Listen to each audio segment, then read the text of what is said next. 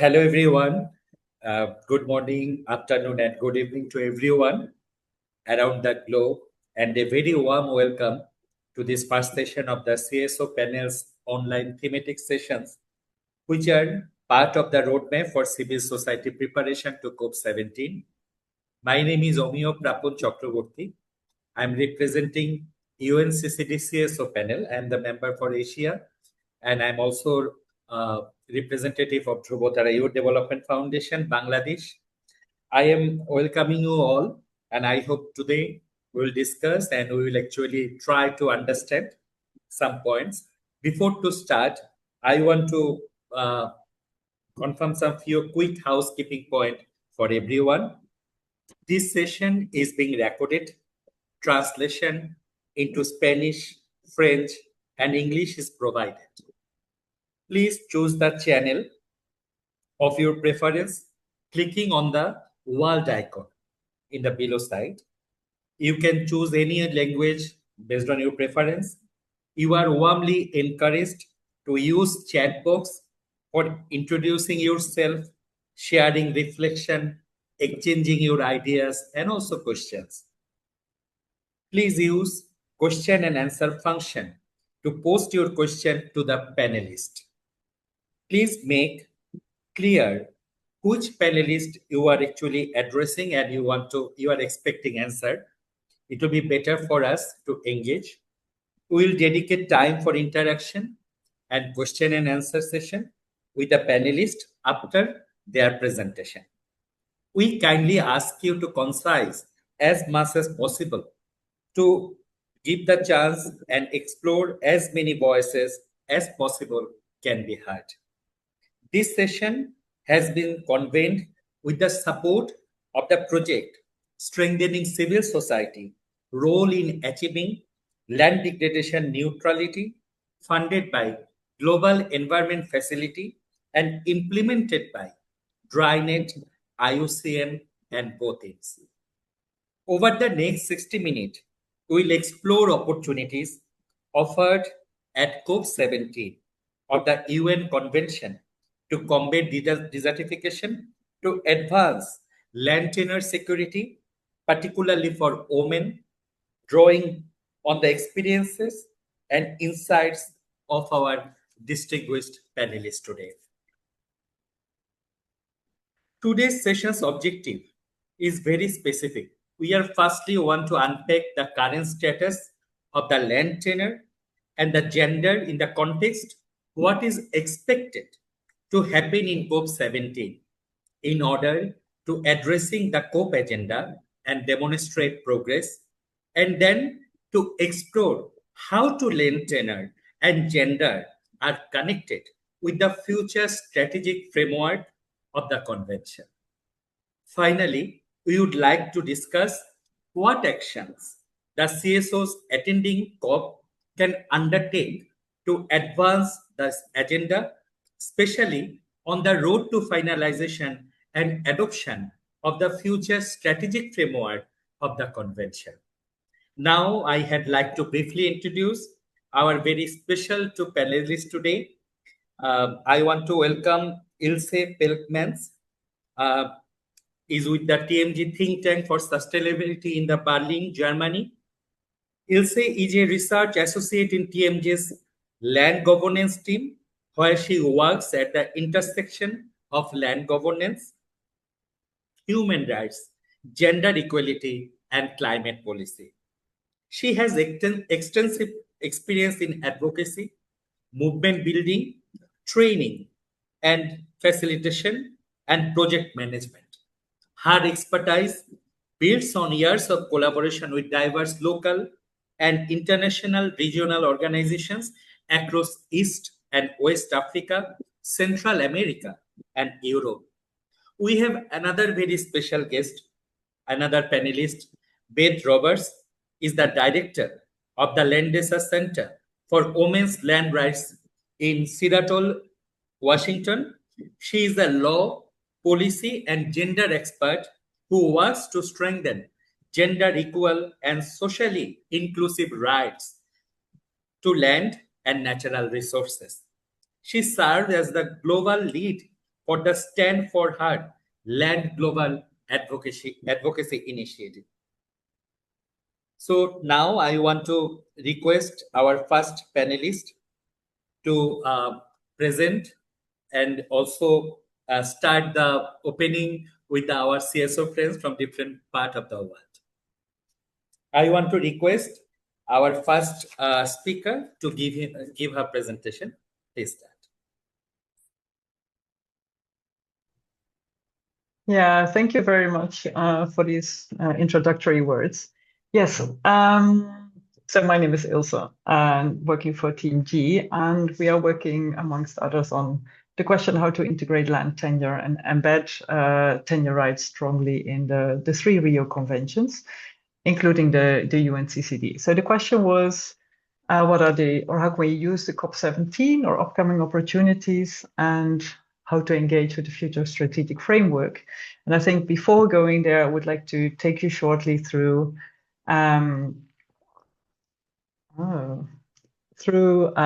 what progress has been made so far. So what are we building on? We are not starting from scratch, right? So maybe to highlight shortly, there's a few decisions taken in the previous COPs that are very important for all issues around secure land tenure. So first of all, we have the decision of COP14 in 2017, which was the landmark decision around land tenure, where land tenure is actually recognized as an important enabler for achieving land degradation neutrality targets and for effective action. This decision also promotes the alignment of UNCCD with the VGTT, the voluntary guidelines on the responsible governance of tenure. And this is very important because the VGTT go beyond formal and ownership rights to land, right? It includes legitimate tenure rights, and that includes like customary rights, collective rights, informal rights, etc.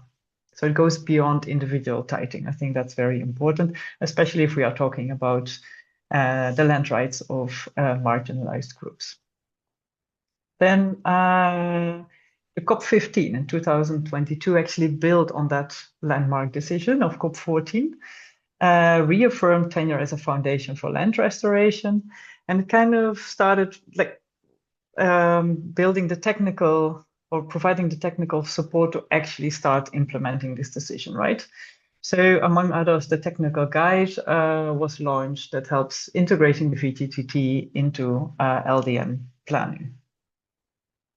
Then the last COP, COP16 in 2024, actually moved a step further from having great decisions towards implementation of these decisions at national levels by calling for the integration of land tenure security in all national implementation plans and LDN targets, calling states to collect data on legitimate tenure rights. And a very important one, the third one, is inviting states or parties to nominate land tenure focal points. And the land tenure focal points are supposed to improve the coordination between sectors, between ministries, but also link to the different caucuses to have a more coherent approach to strengthening land tenure in LDN targets and land restoration projects. Another element of the COP16 decision was the call for digital mapping of customary rights, strengthening grievance mechanisms for tenure disputes, and also a very important one, an explicit call for international financing of land tenure in land restoration projects. So that was very short, like what kind of decisions have we had so far? I think the report, I skipped the slide on the results of how tenure security is actually improving or not. And the FAO report on the status of land governance that was launched beginning of this year actually showed that tenure security is rather decreasing than increasing. So why is that? Why do we have these great decisions on the one hand, but is the implementation lagging behind at national level? Well, there's different reasons for that, but just highlighting a few. The fragmentation of the responsibility for securing tenure rights is is an issue. So normally, or in many countries, the Ministry of Land, for example, is responsible for improving land tenure security, but the implementation of the UNCCD is in the hands of the Ministry of Environment. So this causes challenges in terms of collaboration, coordination between different ministries, between different sectors, etc. Yeah, and as I said, there's often a structured coordination between them is lacking. Another challenge that we see is limited resources that are available for the implementation. And the resources that are available are not directly directed towards tenure security elements of LDN initiatives. And last but not least, the coordination with civil society organizations is at least not structural, or yeah, could be improved. And this is very important because civil society organizations and grassroots organizations, they have the local knowledge for effective implementation of land restoration projects. They know which solutions work well and what not, and they also know which challenges they are facing, right? So this is a very important barrier or challenge that is actually hampering the implementation at national level.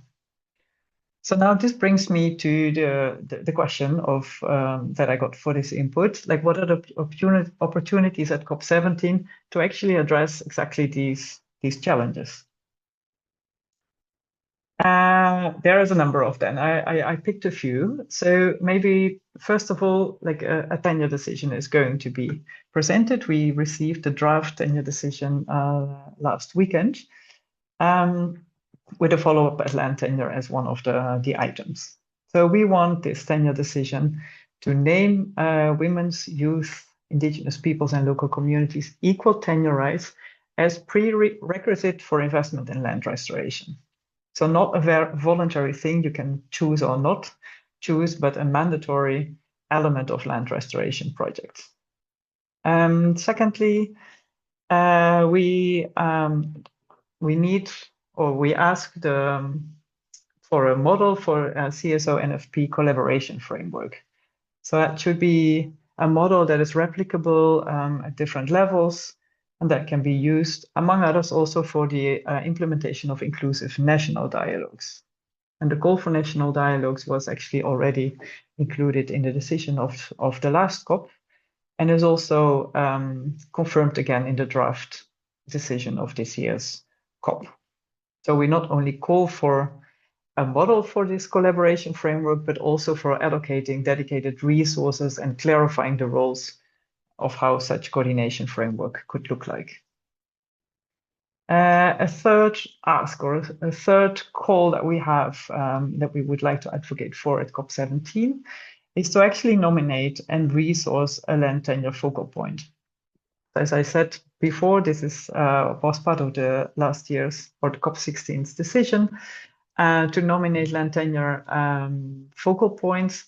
But so far, it has only one country, if I'm updated correctly, that has actually nominated this person, and that is in Thailand. So we now have to advocate for actually nominating and resourcing this person. So this person has then the mandate to coordinate across sectors, across ministries, mandatory role to connect with the gender, youth, and women caucuses, and really be a person that has the mandate and the resources to fulfill its role.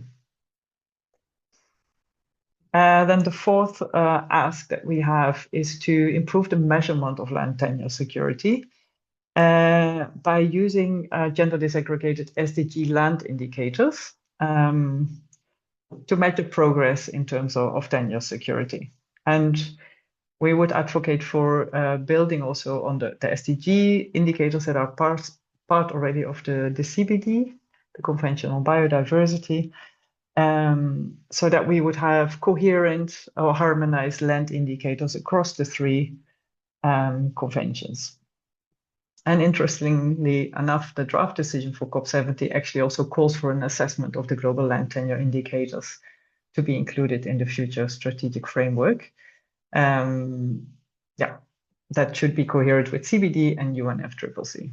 And maybe a second point under the call for measuring land tenure security is linked with the call for integration of community-based data for participatory monitoring, in an addition or complementary to state-driven national data, to make sure that the voice and the achievements also of grassroots organizations that are actually implementing this decision becomes visible and is counted.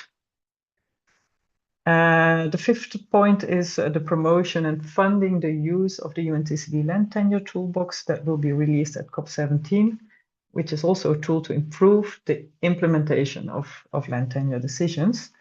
And last but not least, and that brings me also to the second question of how to engage in the development of the future strategic framework. We would like to see a future strategic framework. I mean, this is a framework that will be developed or that will start from 2030 onwards, but the preparations for it by the intergovernmental working group have already started. So this is really the moment to engage. So we would like to see a future strategic framework that has land tenure embedded as foundational, not as an optional element. A mandatory participation of CSOs, women's organization, in the process of developing the strategic framework. We're advocating for including a land tenure expert in the intergovernmental working group for the future strategic framework. Actually, also to shape long-term indicators and land tenure indicators that are, as I just mentioned, coherent with CBD and UNF tenure indicators. So this is a selection of things we want to advocate for. With an eye on the time, this would be the last slide. Please interrupt if I should stop here. Otherwise, I quickly just wanted to highlight this. If you are interested in advocating for the above points, by the way, we have a full document with speaking points and key messages that we are happy to share with you. And it's a process, an ongoing process to improve these. But you might get counter arguments, right? You might get some of your points might be contested. And just to mention a few examples, for example, the call for CSO participation in NFP processes is sometimes resisted by governments or parties, as they consider that as interference by others. But you can counter this argument by referring to decision 28 of COP16 and the draft decision that we have now for COP17 that explicitly calls for inclusive national dialogues. So that is the strategy. If someone is holding back, we have to refer to decisions that have already taken place. Another challenge that we might face when advocating this is the recognition that recognition doesn't mean titling. So if we are promoting titling, that might be an argument against us. But the VTTT, as well as Decision 16, explicitly call for land mapping and registration. And also the draft decision COP17 is actually inviting parties and other stakeholders to support the implementation of land administration systems to improve responsible governance of tenure. Sorry. And things that we can use, actually build on to promote our argument is when we listen, anything related to supporting the implementation or improved coordination framework at national level, CSO engagement, those are the words where we can jump on, so to say, like we're not asking for new commitments, but really focusing on the implementation of current commitments. And that we can bring in examples of what is actually happening at national level, etc., to make our point. Let me stop here. I think I already went over my time. Sorry for that. Thank you.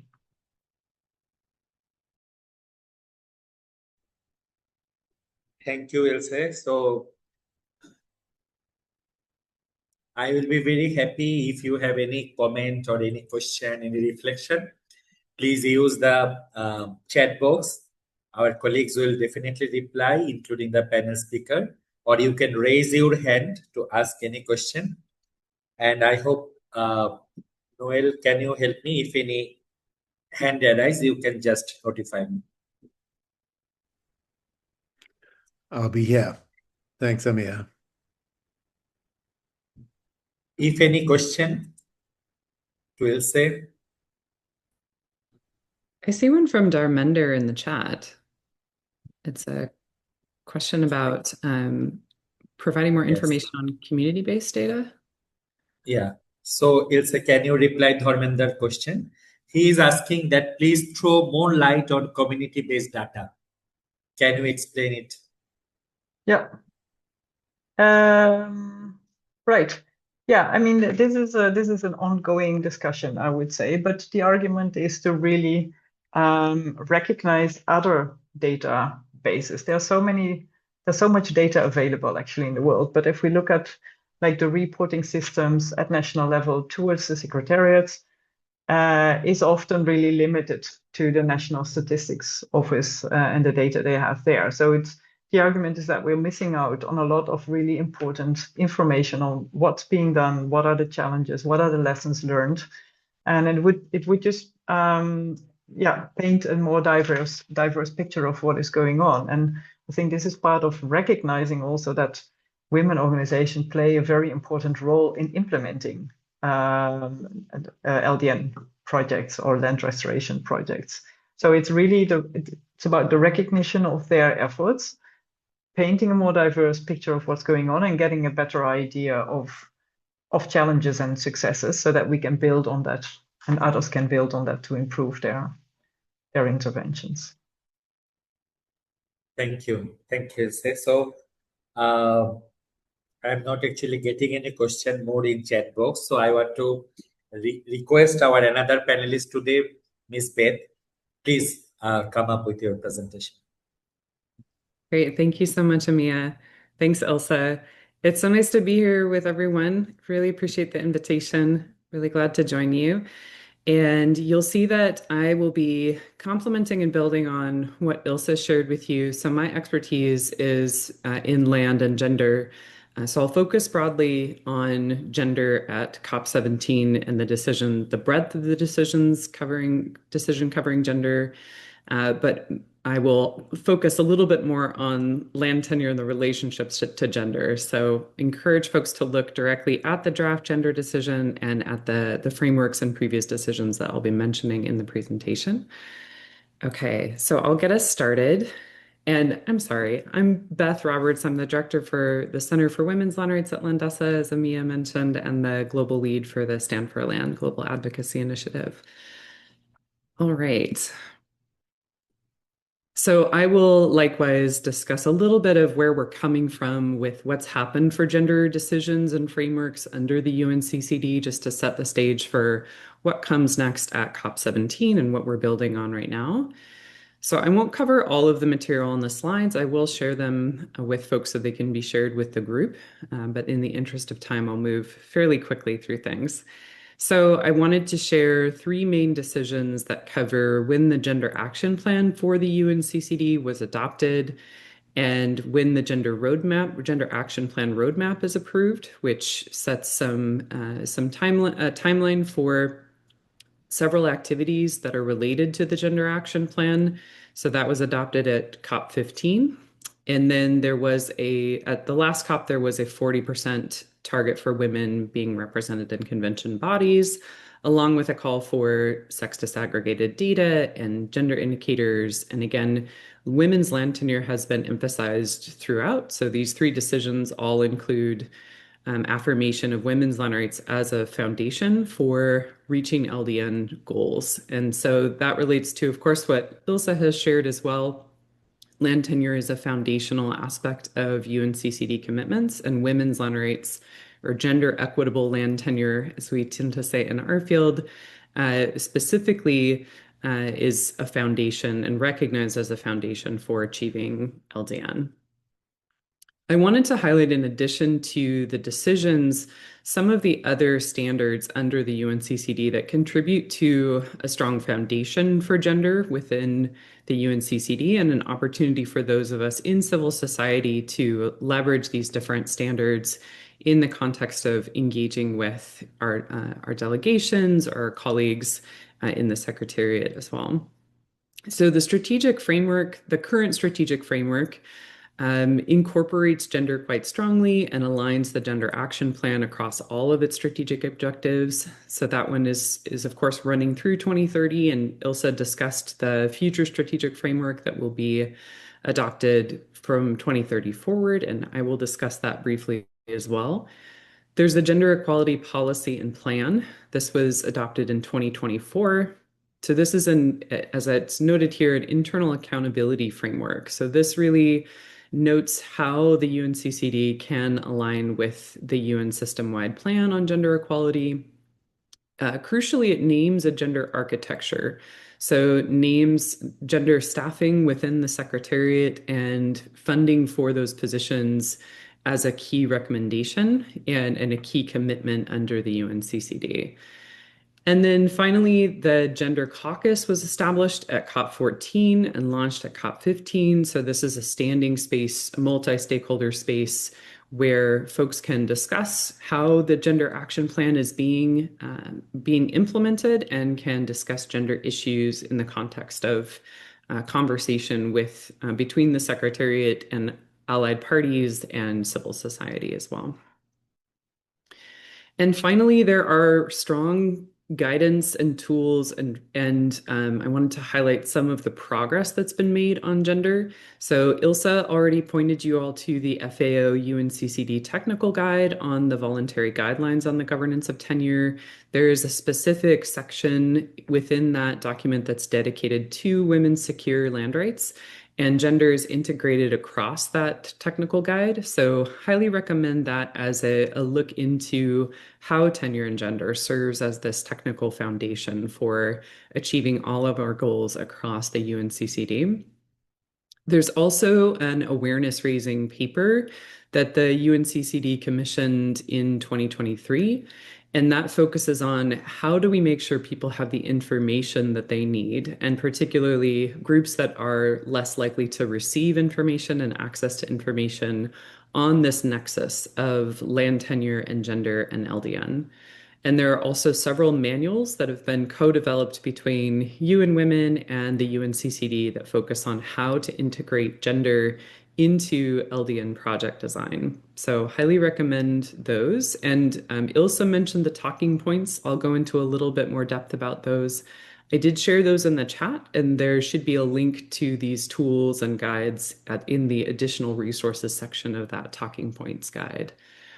Finally, I wanted to highlight progress on results. So there was a 2024 gap evaluation that showed that the efforts that have been put forward by parties, by the Secretariat, by other actors, including civil society, have resulted in really great changes in terms of awareness, in terms of commitments integrated into LDN plans, and in terms of the level of and by awareness, I mean folks being clear on the relationship between gender and land tenure specifically in LDN.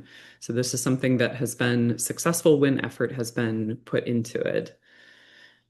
So I wanted to highlight a really crucial piece, which is that under the UNCCD, there is authority that I've just walked through in terms of decisions and standards and tools and frameworks, commitments within the UNCCD to make action on gender robust, and the Gender Action Plan and the Gender Roadmap are a key part of that.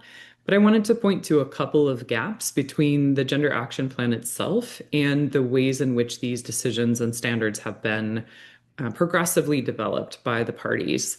So the convention itself is the only convention that articulates secure women's land rights as crucial to its goals, and it explicitly names women and girls' participation in its core binding text. So it's the only one of the Rio Conventions that includes it, not just in the preamble, but in the core text itself. However, the Gender Action Plan was adopted almost 10 years ago, and it doesn't hold the same level of accountability and structure that the sister conventions with the UNFCCC and the CBD do. So the current Gender Action Plan for the UNCCD does not have targets or budget or indicators. And so there's a need to refresh the gender action plan to ensure that it really captures the fullness of the robust commitments under the UNCCD. And crucially, because it was adopted so many years ago, it predates the work that we've just discussed, that you've heard from Ilse on land tenure and the ways that gender is integrated into that land tenure decision process, the successive decisions that she talked through, as well as the successive decisions on gender over the last few COPs as well, in addition to these standards and tools that I've walked through as well. So what do we see coming up? And I'm trying to keep an eye on time here. So I wanted to highlight a few places where we see really clear articulation of gender and then land tenure with gender as well in the decision text, the draft text. So first, under the gender decision, again, this term that Ilse did a great job of explaining on legitimate tenure rights. So, and I saw a comment in the chat on the need for free, prior, and informed consent in the context of recognition of Indigenous rights. So absolutely, that's a standard that the VGGT articulates very clearly. And the VGGT is a strong and nearly universally agreed standard. So it's a voluntary standard, but a very strong one, and one that remains quite helpful. Even it was adopted under the CFS in 2012. So highly recommend folks to take a look at the VGGT itself. And so for the first time in the gender decision, that term legitimate, so meaning users' rights that are held in accordance with this international legal standard of the VGGT, whether or not they are legally documented. And this recognizes, the gender decision also recognizes the year of rangelands and pastoralists, really crucial, given the scope of the role of pastoralists in managing land that's crucial for LDN. Okay, I'm going to speed up a little bit here. So you'll see my notes here on where gender is integrated really strongly. The civil society participation is crucial for recommendations for this group. And then I've listed a few places where gender and tenure could be better integrated and where we can work with parties on that. I wanted to mention specifically pastoralist tenure and give a sense for the scope of it. Our colleagues from ILC who've been working with TMG and Landesa on supporting land tenure and gender in COP17 were not able to join us today. So I wanted to share a little bit from them and from their Mobility Matters campaign, which you can find online. So a couple of advocacy points, and then I will wrap up here. So these are specific in the gender decision, and this is language that I pulled out because it is a key set of points for advocacy, for conversation with each other, and then for engagement with our own delegations and with regional annexes and with parties as a whole. And I wanted to mention the ways in which the Future Strategic Framework final report, which is adopted in the draft decision, and we hope parties will retain that at COP17. So it does mention tenure rights, it does mention inclusion, and it specifically mentions gender equality. But there are some ways that, again, that cohesion that really creates the strength and the adherence to the previous commitments under the UNCCD is missing in the current framework in those 16 areas that are identified in the final report. So this is one place where we can encourage parties to drive for that coherence based on agreed language and decisions that have already been made. I wanted to highlight the side event, which is taking advantage of one of the activities in the Gender Action Plan roadmap, which calls for stronger implementation of the gap and a review process, that typo, that enables this accountability and reporting and action tied to targets and goals and indicators that I was mentioning earlier is lacking. So I would invite folks to attend this if you will be there that day and can make the time. We'd love to co-create this mechanism with you. So here's a couple notes on what we will develop there. And then just a couple of key recommendations, and this is my last slide. So again, advocating for coherence and particularly for integrating language on gender and tenure across each of the decisions is really crucial given the evidence that we have on the role of gender equitable tenure in supporting LDN and the commitments that have already been made. And then using the International Working Group Future Strategic Framework report and relationships with the International Working Group. So we will have a couple more years to advocate for a strong future strategic framework, and we can start at COP, start in conversation with key actors about what we'd like to see included. And I'd like to also encourage and express my commitment to raising a collective voice as a civil society group. So we have really strong caucuses, we have new caucuses, and I'm really excited about the opportunity for us to speak with a united voice, as well as to recognize the unique voices and interests of each of the caucuses at COP17 to explore what's possible with collective advocacy there. That's it. And thank you so much. Appreciate the time. And we'll take down my screen here. Thank you so much, Beth, for a wonderful presentation. So this is the time to get some questions. So already we have received some questions from different CSOs. I want to present a question. It is basically from Namsrai. She have wrote, in the previous 3 international conferences on pastoralist women, their specific commitments and responsibilities were undertaken by governments and other stakeholders. What special provisions or recommendations related to the rights, participation, and leadership of nomadic pastoralist women were included in the declaration? Was the step, and she's asking about relevant documents. So anyone want to respond her?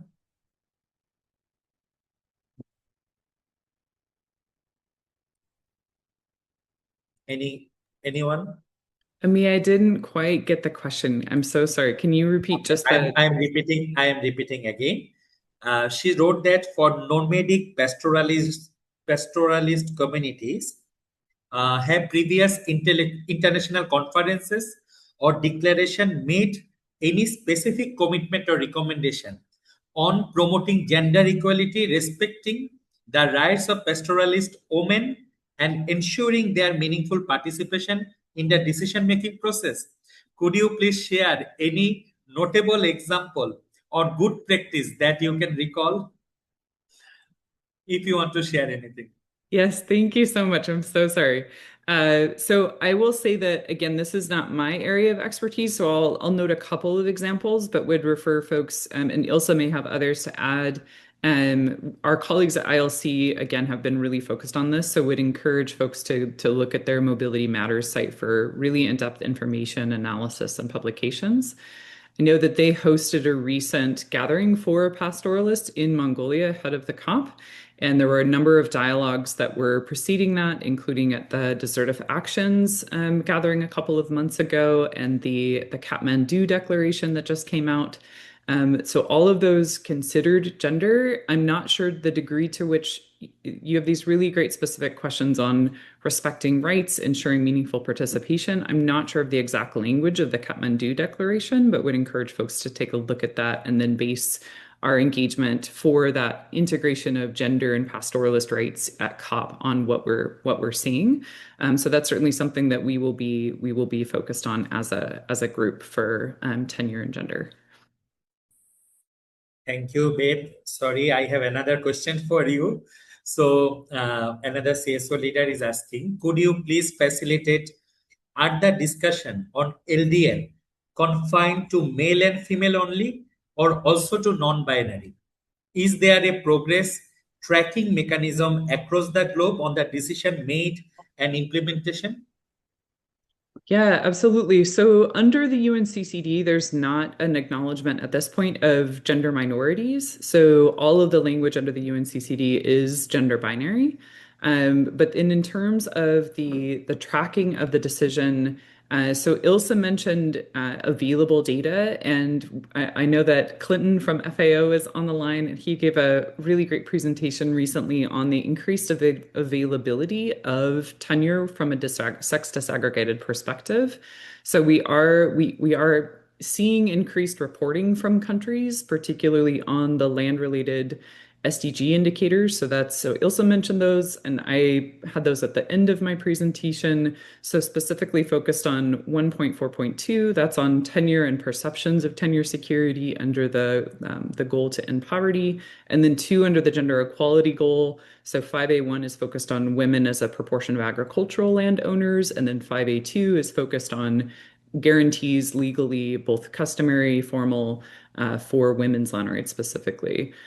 So we are seeing really an increase in the availability of that data. And as Ilse mentioned, we also have a real wealth of available data that is less formal and is outside of the SDGs, as well as research institutions like Prindex or the Global Land Alliance have produced analyses that are focused on tenure data as well. So there's a rich wealth of data available. In terms of progress for implementing the tenure decisions, that's something that we need to increase the investment in that within the UNCCD process. So we have the data, we have available indicators that can be harmonized with the PRACE and with country reporting, as well as with the other 2 Rio conventions, but there's work to do to make sure that that's really included strongly in decisions and in the future strategic framework as well. Thank you, Beth. I have a question for Ilse. Ilse, can you hear me?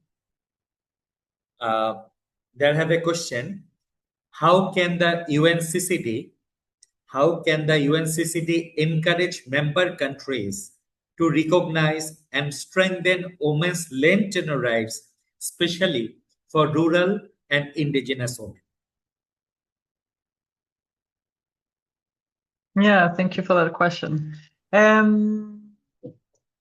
Well, I think members can be encouraged to do so if, for example, we have global decisions that actually put land tenure security as a mandatory aspect or element of land restoration projects, right? So I think that's also why we want to have this in the global text, so that also CSOs at national level can refer to that text to hold their governments accountable for taking action in that sense. So that the legal protection, I think this is also in one of the decisions that we call for a legal recognition of tenure rights, of including of women and minority groups, to actually to have secure tenure rights, so that their participation in LDN projects or land restoration projects is strengthened. So I think that is one way, like to use the Rio conventions to actually advocate for this point, for legal reforms to protect women's land rights. Other than that, there's obviously other national mechanisms or other global frameworks, like, I don't know, human rights frameworks, Maputo Protocol, or other CEDAW that is actually also advocating for the protection of women's land rights, right? But yeah, staying in the atmosphere of the Rio conventions, I think having this as a mandatory foundational aspect of LDN would actually trigger more investments, or would be a thing to hold governments accountable with. We're also advocating for increased funding for land tenure projects. So we would also like to have the JEF funding to apply criteria for all the LDN projects, that they actually include a land tenure component as foundational to their work. So these are a few examples of how the global decisions can actually be used to also make states act and consider legal reforms for tenure security. Thank you, Ilse. So we have only 15 minutes on hand, so we'll be very brief. So I want to, another question I want to present from the chat box. Any panelist can actually answer. The question is, in your view, how can UNCCD partnerships among government, civil society organization, and the private sector to translate global commitments into concrete development projects that restore degraded land, improve soil health, and encourage local communities, particularly young people, to return to sustainable agriculture while advancing the Sustainable Development Goals?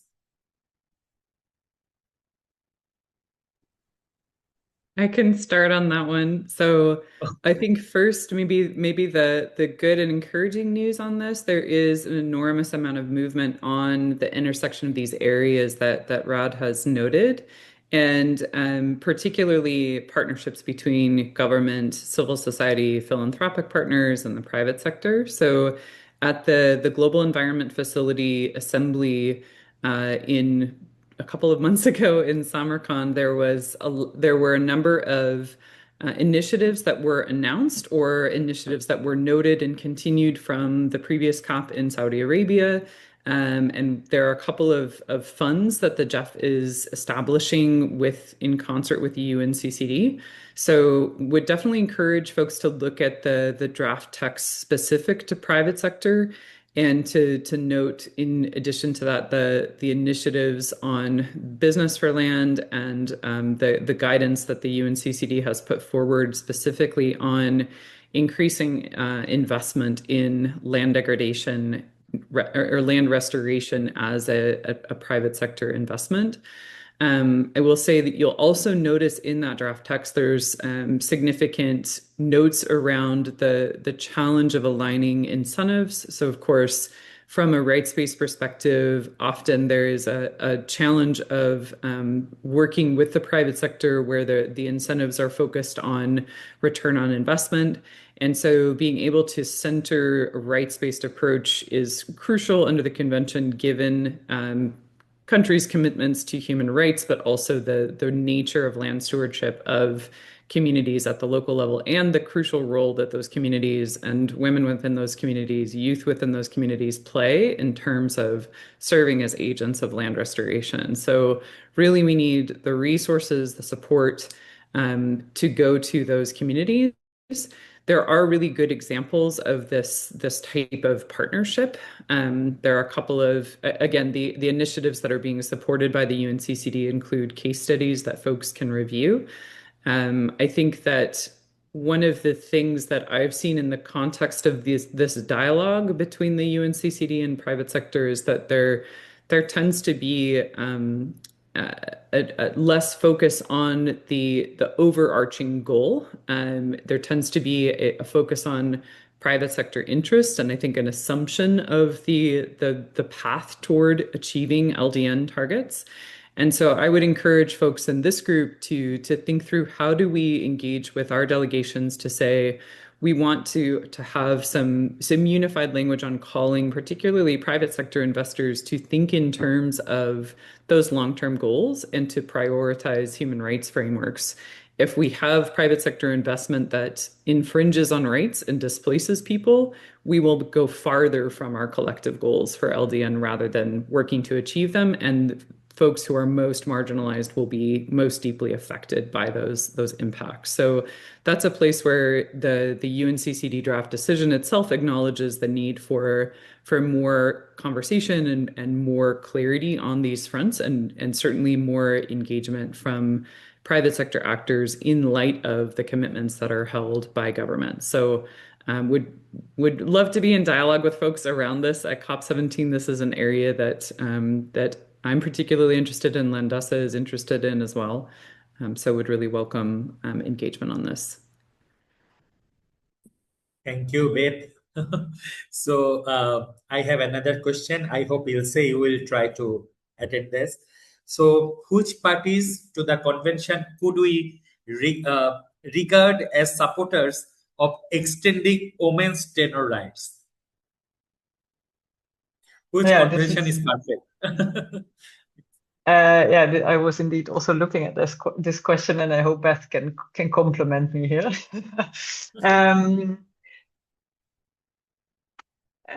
We have, I mean, I am based normally in Germany, and I think we have a strong supporter in the German government for extending women's tenure rights, for sure. And we also try to use that lever actually for within the EU, right, for the position of Europe. So that is one thing. I remember from other exchanges, actually another CBD that we had, Canada, for example, being a very strong advocate for extending women's women's rights, including women's tenure rights. I think we have a strong partner in Kenya, the government of Kenya, to extend women's tenure rights. I can mostly speak from TMG's experience, so it's a very strong bias. Benin, for example, we're working strongly with the UNCCD focal point, also to strengthen women's tenure rights in that regard.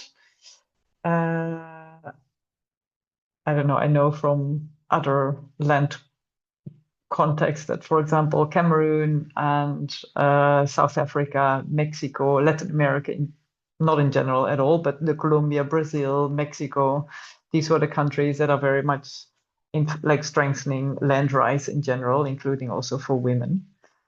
Right, this is a bit unstructured overview from the top of my brain. Beth, would you like to complement that? Sure. Yeah, I can second what you're saying, and I will add one example that may be surprising to folks. The U.S. team is actually a supporter of women's land tenure rights, and I'm a U.S. citizen, so we're in dialogue with the delegation that will be coming. This is one of the conventions where the U.S. is still participating, and the focus on women's land tenure rights is part of the commitment to women's economic empowerment that has actually tracked across U.S. administrations for the last many, many years. So fingers crossed that there will be some contributions from the USA on this point in particular. And then just a second, the countries that Ilse mentioned. So really good opportunities to engage with those delegations to ask for their support on these fronts as well. Sorry for jumping in, Amia. I would have to drop off in a minute, so I would leave you in the very good hands of Beth. Sorry for that. I have to run to prepare for the following meeting. But thank you so much for having invited me and for this opportunity also to share our thoughts. And yeah, anyone feel free to reach out to me also beyond this meeting, and happy to meet some of you in Mongolia. Thank you so much. Thank you again, Ilse. Take care. So, Beth, now it is your turn.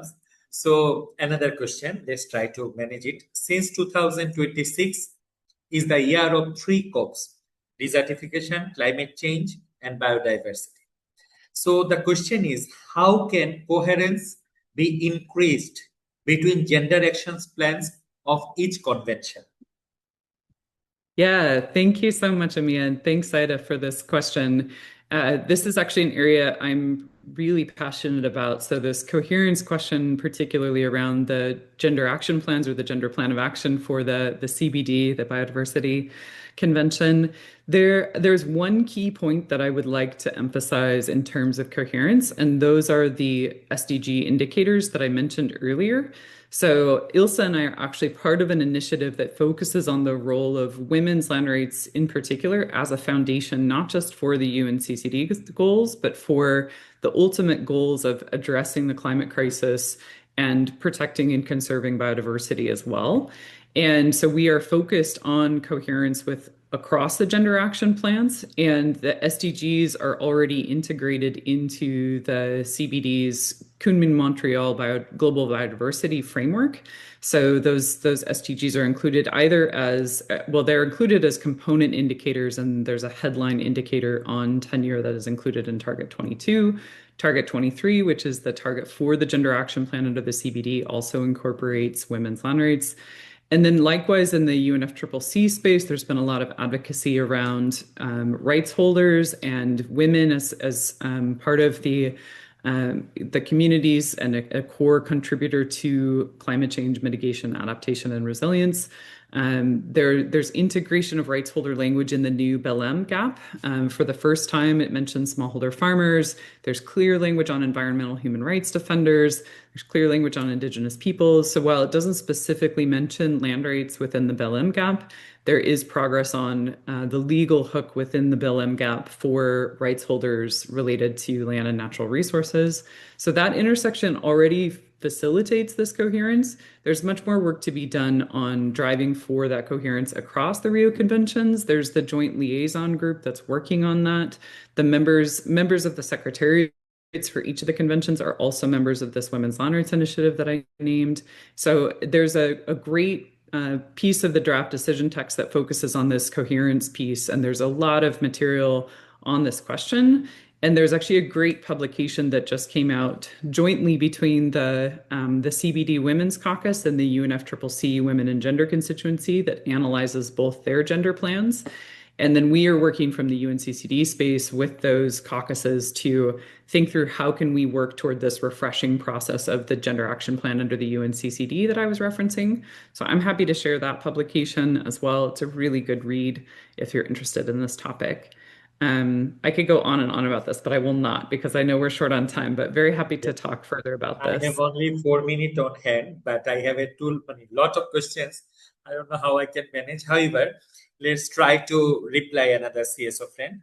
So there I have a question. What concrete indicators, timelines, and accountability mechanisms will be included ensure that commitments on women land tenure, health, and participations are implemented, particularly for women in mining and extractives affected communities? I also highlight another question. It is very relevant, but it is from India. Miss Shasti, maybe here wrote it. She's saying that I would like to know about different initiative about women farmers, since this is also year of women farmers. So if you can reply. Yes, I will. I'll take that first question first. So this is something Landesa has been focused on our social media and communications around the International Year of the Women Farmer, just recognizing that many, many pastoralist women are also farmers.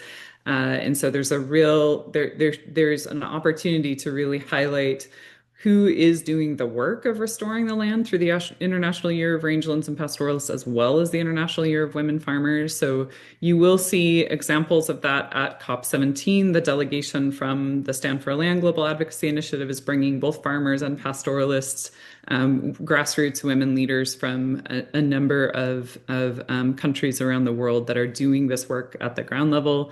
And you'll see many more examples of that. So I would encourage folks to look for social media engagement on International Year of the Woman Farmer, and it's something that we're working to link to the Triple COP year as well. And then on the question of indicators, and particularly around communities that are in mining and extractive affected communities. So this is a question for all of us. So Monica asked about concrete indicators, timelines, and accountability. This is really the focus of that side event that I highlighted on evaluating the gender action plan and looking for and co-creating a mechanism that will put this type of accountability mechanism in place. So this will be happening at COP17. And if you can attend, would really encourage you to be there. If you're not able to attend, we're really happy to be in dialogue with you about before the event or after the event about how to advocate for this strength of accountability within the UNCCD itself. I realize we're at time, so maybe just to say that we need to leverage the human rights standards that exist. There's so many standards that speak to free, prior, and informed consent, and that would definitely apply to folks in mining and extractive affected communities. So the instruments are there. We just need to harmonize them and get them into the text in the UNCCD, and then, of course, get them into LDN plans and implementation work. Noel, can we continue just for 4 minutes or 5 minutes? Because I have two very important questions yet. So yes, certainly, no problem. Okay, so basically this is two important very question. I want to read them accordingly. So one is from Iraq, Mr. Rath Kurdi. He's saying that Iraq is facing significant challenges related to land degradation, soil degradation, water scarcity, and the decline of agricultural livelihoods. In your view, how can UNCCD strengthen partnership among government, civil society organization, and private sector to concrete development project to restore degraded land, improve soil health, and encourage local communities. And another question, it is from different CSO leader, that is, 1 minute. Maybe that you would be like to close. Okay, so it is another question from another CSO. I'm not actually properly, I can read her name. What are your perceptions about parties' willingness to nominate focal points for land tenure, given that COP16 invited them to do optionally? Only one country has done it so far. And some may argue this issue uniquely requires an extra focal point, adding coordination and cost burdens. How should we respond to this argument? Beth. Great. Thanks, Amia. So first to Rod's question, I think there's obviously a huge challenge that you articulated really well there. I would specifically point to the Riyadh Action Agenda. So I mentioned earlier a little bit some of these public-private partnerships that are being shaped or have been shaped under the UNCCD.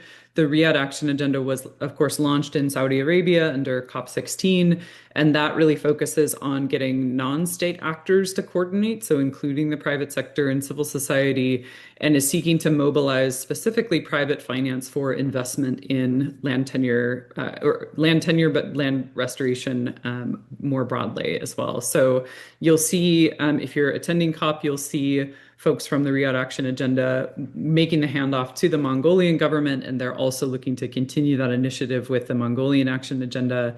So I would encourage folks to take a look at their website too. They have some great publications and background materials on this link between private sector, civil society, and government actors.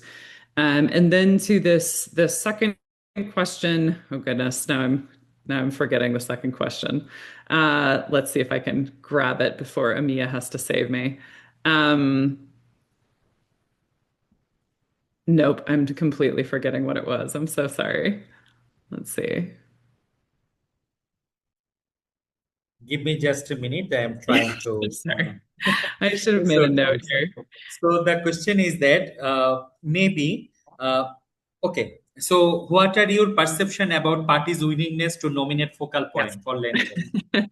Thank you. So sorry about that. Yes. So I think it's really varied, the conversations that we have had with focal points, and that our colleagues so I work at the global level, but work with this network under Stand for Land of folks that works at the grassroots and national level. So colleagues at the national level have expressed in the courtesy meetings they've been having with their delegations that there's interest in this. I think that the hesitation comes, of course, from the lack of capacity and resources at the ministerial level, both for appointing these types of focal points, but then also for engaging in the type of coordination that the decision calls for and that Ilse described.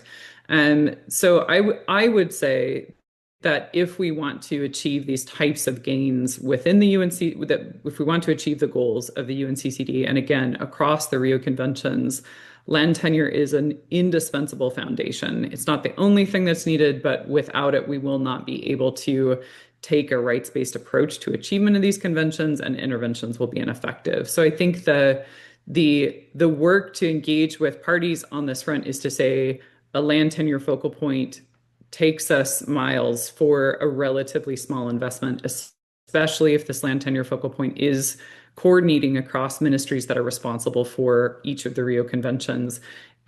This is a role that would be really crucial in terms of implementation of the Rio Conventions, human rights frameworks, the SDGs. So there's a lot of multiplied effect for a relatively small investment. So I think it is in part a process of pointing to the evidence and the benefits of appointing these types of focal points.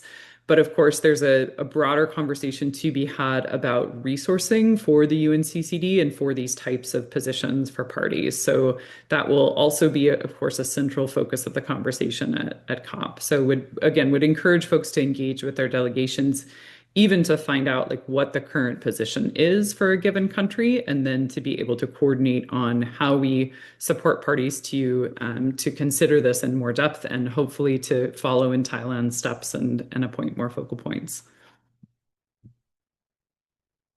Thank you, Beth. and thank you also our CSO friends. So that will be my last question for today. I know that we have received many questions, many response. Maybe we cannot reply everyone properly, but we have tried. But this recording and other documents will be shared very soon, and you can do chat, you can mail us, and also communicate it in different regional groups and also in the COP platform. So last question for Beth, and it is actually too big. From the Ardi, he's from South Sudan. He's saying that, give me just 1 minute. It is 3 questions at all. Community animal health workers, Food and Agriculture Organization of the United Nations, and partners have trained community animal health workers to provide basic veterinary services in remote pastoral areas. This has reduced livestock deaths from diseases, improved household incomes, increased access to animal health services where veterinaries are unavailable. So the question is, like he's proposing women's village saving, loan associations like organizations such as Care International, Wood Vision International, and local NGOs. 1 minute, sorry. Local NGOs have supported women savings group that enable women to save and access small loans, help families to start and small businesses. Another is the remark is Farmer Field School and Agro-Pastoral Training, Food and Agriculture Organization of the United Nations has established farmer field schools where pastoralists and agro-pastoralists learn. So if you have any reflection or comment on that. Yeah, absolutely. First, those are really incredible initiatives, and I know that they've made a lot of progress just in terms of livelihoods and health and support for communities, again, that are closest to the land and are living directly on the land, and are those that are doing the work of maintaining and restoring land as well. So I would say that those types of saving and loans associations, women's self-help groups, those are incredibly effective models. And I think one thing as a civil society community that we can do is point to those types of models and investment in directly in local communities, grassroots organizations, women-led collectives to create that linkage between livelihoods, animal health, land restoration. So again, in the context of the UNCCD specifically, pointing to the direct funding to those types of organizations is one of the most effective ways to achieve these goals. And of course, those are complicated questions about how that funding makes it to grassroots organizations, particularly from larger donors. But those processes and those steps are ones that can be identified. There are many systems in place to address those types of challenges. And so I think calling for, being insistent on that direct funding going to those types of groups is one message that we can be united on. Thank you so much, Beth Roberts, for your very valuable remarks on different questions and observations. So I want to say thank you again to all of you for joining today's session, particularly our very prominent 2 panel speakers, and also CSO panel chair Mari Olgi, who is not in screen, but she have actually supported me a lot for running this webinar. I also want to like to thank all participants who is contributing. I strongly believe in coming COP. Maybe we'll meet soon. So be ready for that. And we'll share the recording and all details with you. I want to say thank you to Noel, Aniela, and other colleagues from Drynet, IUCN, and BOTIMS for joining and arranging that webinar. So I look forward to meeting many of you in Mongolia. Till then, stay safe, and thank you again for joining. Thanks so much, Amia. Mm. And thanks, a big thank you to our interpreters. Thank you, guys. Much appreciated. Thank you. Thanks, Noel. Bye, Bye, everyone. See you in Bye. Ulaanbaatar. See you there.